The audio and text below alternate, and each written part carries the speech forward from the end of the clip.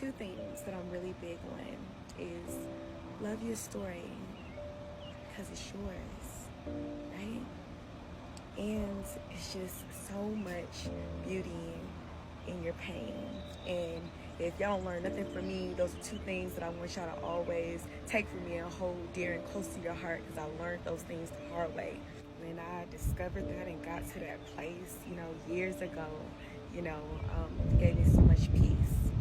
I can remember being in like my early 20s. I was probably like working at Hooters, and you're gonna be interacting with a lot of people, and people want to know where I'm from and where I come from and asking me all these questions. And I remember being ashamed of my story. I remember me hating that I came from a very poor part of Miami. I remember me not finding the beauty in that. Now that I'm older, I see the beauty in where I'm from. I tapped in this years ago, but I love where I'm from. I love where I'm from because it made me who I am. And it made me, because I came from this, it made me work hard. It made me be ambitious. It made me go after everything that I thought I deserved. You know what I'm saying? It gave me that. I got that dog in me. You hear me? I love where I'm from. I'm proud of where I'm from. I'm built different, I know I'm from Liberty City, Miami-Dade County. I went to school in Little Haiti, you know what I mean? But I learned that real quick. Like when I left Miami and went off to college, anytime somebody would ask me where I'm from, I'm from Miami. They immediately thought positive thoughts, like you're from South Beach or something like that. And I would let them think what they wanted to think and don't elaborate. Just leave it at that, you know what I'm saying? But you will meet people who, even going to college and stuff, you'll meet people who may have came from, great places, great families, didn't come from poverty and struggle, but it's all in the conditioning. It's all in the conditioning. And to be a black person who was in a lot of, all white environments, you know what I'm saying? You already have that in the back of your mind, or even how, a lot of white people can look at black people, you know what I'm saying? Less than.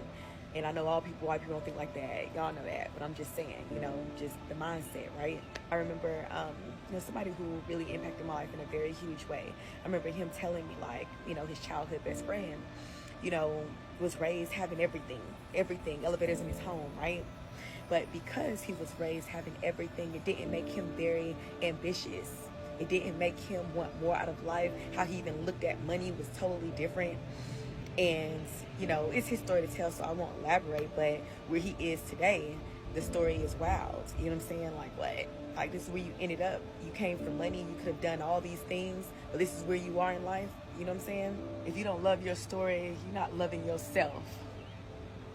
Because it made you, it raised you, self-love. Just because you may have came from less or came from a lot, you are not your circumstances.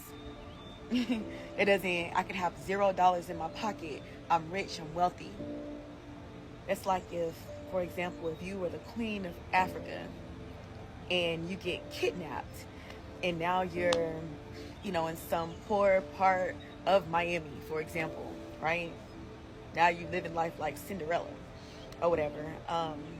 It doesn't change that you're still the queen of Africa. No matter what, you're the queen of Africa.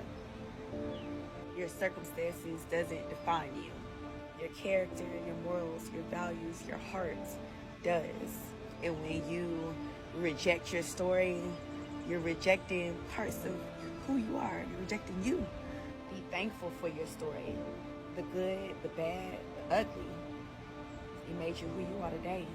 TyTalks. And if you have not subscribed to my YouTube channel yet, make sure you do. TyTeaV.